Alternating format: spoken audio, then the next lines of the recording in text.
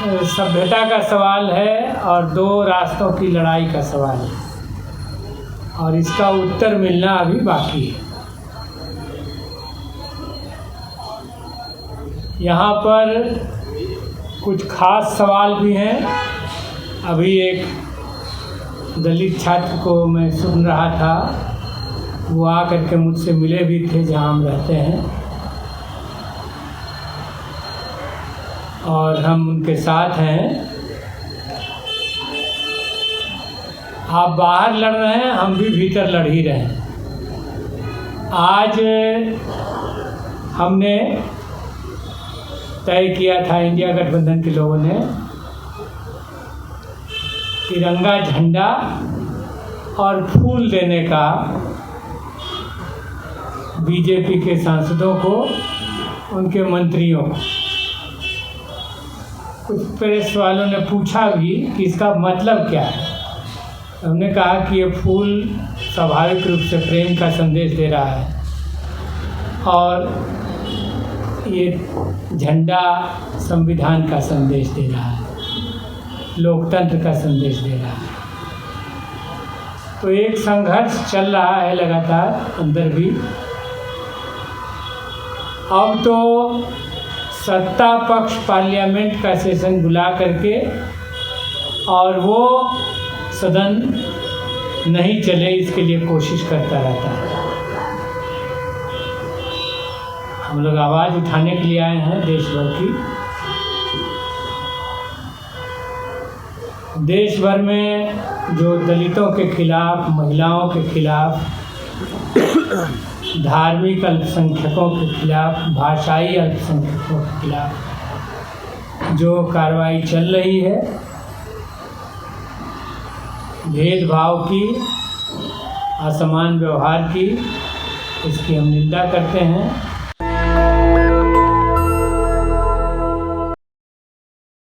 हम हार क्यों गए स्पार्टकस? स्पार्टकस से उसके एक मित्र ने पूछा। हम तो ग्लेडिएटरों के बीच में प्रेम की बात कर रहे थे, लेकिन हम क्यों हार गए? ये सभ्यता का सवाल है और दो रास्तों की लड़ाई का सवाल है और इसका उत्तर मिलना अभी बाकी है। यहाँ पर कुछ खास सवाल भी हैं। अभी एक दलित छात्र को मैं सुन रहा था, वो आकर के मुझसे मिले भी थे जहाँ हम रहते हैं और हम उनके साथ हैं। आप बाहर लड़ रहे हैं, हम भी भीतर लड़ ही रहे हैं। आज हमने तय किया था, इंडिया गठबंधन के लोगों ने, तिरंगा झंडा और फूल देने का बीजेपी के सांसदों को, उनके मंत्रियों को। कुछ प्रेस वालों ने पूछा भी कि इसका मतलब क्या है। हमने कहा कि ये फूल स्वाभाविक रूप से प्रेम का संदेश दे रहा है और ये झंडा संविधान का संदेश दे रहा है, लोकतंत्र का संदेश दे रहा है। तो एक संघर्ष चल रहा है लगातार अंदर भी। अब तो सत्ता पक्ष पार्लियामेंट का सेशन बुला करके और वो सदन नहीं चले इसके लिए कोशिश करता रहता है। हम लोग आवाज़ उठाने के लिए आए हैं देश भर की।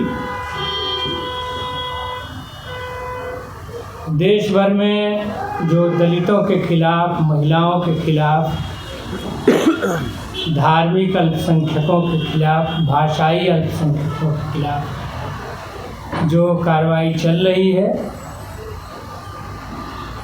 भेदभाव की, असमान व्यवहार की, इसकी हम निंदा करते हैं और आपको, शिक्षा जगत के लोगों को इस बात के लिए सलाम भी करते हैं कि सबसे पहले पुरस्कार वापसी, सम्मान वापसी का सिलसिला देश में आपने ही चलाया था। जब कलम पर पहरा लग रहा था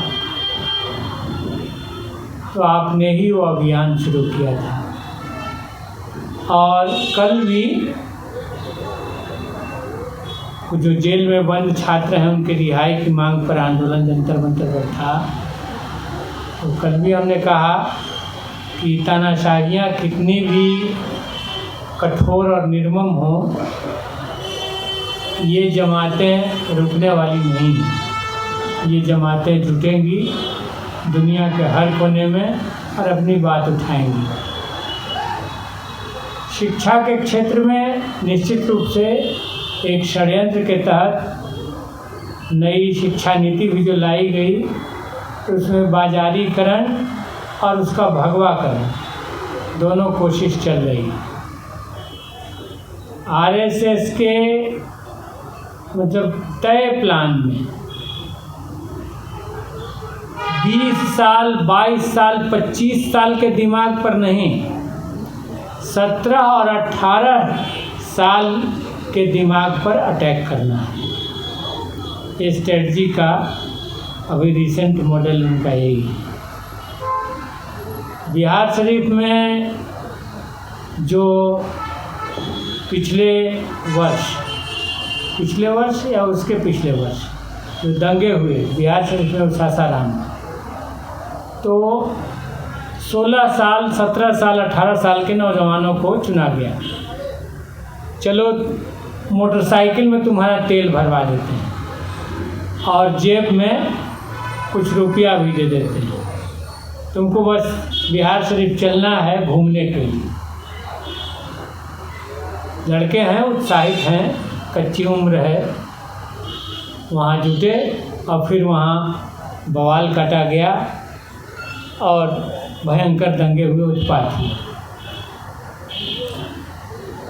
तो मैं ये कह रहा हूँ कि ये एक रणनीति चल रही है, लेकिन ये तय बात कि अगर शिक्षा को उच्च स्तर तक जाना है तो उसे आज़ादी चाहिए, वो शिकंजा से मुक्त उसको होना चाहिए, नहीं तो नए शोध नहीं होंगे। शोध का मतलब ही यही है कि नई खोज, पहले से जो कुछ है उससे बिल्कुल नया, तो उससे आज़ादी और स्वतंत्रता चाहिए। एक रंग में रंग देने की कोशिश से नहीं चलेगा। अभी बहुत दबाव के बाद कि जब संविधान का 75वां साल हम मना रहे हैं, स्वीकार करने का, अंगीकार करने का, लागू करने का, तो विपक्ष को भी बोलने का अवसर दिया जाए। तो 2 दिन का सेशन तय हुआ है, 13 और 14, इसमें हम लोग बोलेंगे। तो इस सिलसिले में कल मैं पार्लियामेंट के लाइब्रेरी में गया था और सचेत रूप से संविधान को, उसके मूल प्रति को देखने और पन्नों को, एकदम जो मूल प्रति है वो तो देखने के लिए नहीं है, उसके पन्ने थोड़ा सा वो जो पुरानी किताबों का जैसे हो जाता है वैसा हो गया है, लेकिन उसी का हूबहू कॉपी किया हुआ रखा हुआ है, वो भी शीशे में है। तो उस पर मैं चित्रों को देख रहा था। असल में चित्रों के बारे में बहुत बात कही जाती है। तो पहला चित्र, पहले अध्याय का चित्र है बुद्ध का, और बुद्ध पर डॉक्टर भीमराव अंबेडकर ने काफ़ी काम किया। भारतीय संविधान ने जो देश को रास्ता दिया है, उसमें बाबा साहब का, नेहरू का और बहुत सारे विद्वानों का बहुत भारी योगदान है।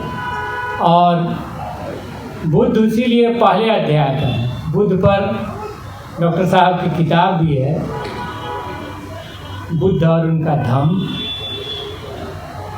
तो मैं ये कहना चाह रहा हूँ कि उसमें एक रैशनैलिटी जो दिखती है उसको मिटा देने की कोशिश चल रही है। मालिक नेहरू ने भी विश्व इतिहास की झलक लिखा और फिर भारत का इतिहास लिखा। दुनिया में भारत कहाँ है और भारत में हम 5000 साल की सभ्यता पार करते हुए अभी कहाँ हैं और आगे कहाँ जाना है। और ये सारा कुछ एक बहुत पूरे आज़ादी आंदोलन के नेताओं के जरिए, उनके अनुभवों के जरिए शोध करके चीज़ें आई हैं। और इसीलिए जो बुनियाद रखी गई वो बुनियाद बहुत ठोस है। आप कहते हैं कि हमारा अतीत बहुत स्वर्णिम था, बहुत ज्ञानवान था। तो था क्या वो? कोई बताए कि वो क्या था? सभी वेद उपलब्ध हैं, सभी पुराण उपलब्ध हैं, सभी उपनिषद उपलब्ध हैं। अनुपलब्ध क्या है? तो अनुपलब्ध है नालंदा विश्वविद्यालय, जिसे जला के ख़त्म कर दिया गया, और उसका ज्ञान। वो बुद्ध महाविहार अनुपलब्ध है, वो बुद्धिस्ट साहित्य अनुपलब्ध है। वही था अतीत का ज्ञान।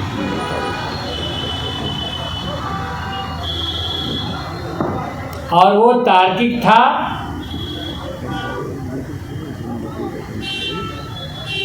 बुद्ध का ही कथन है कि जानो तो मानो। हम चूंकि कह रहे हैं इसलिए मत मानो।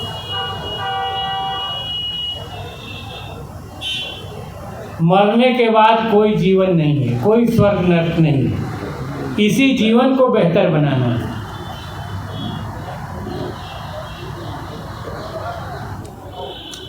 तो मैं ये कहना चाह रहा हूँ कि ये दो धाराओं की लड़ाई सदियों से है और आज भी है। आज ये कोई नई नहीं है।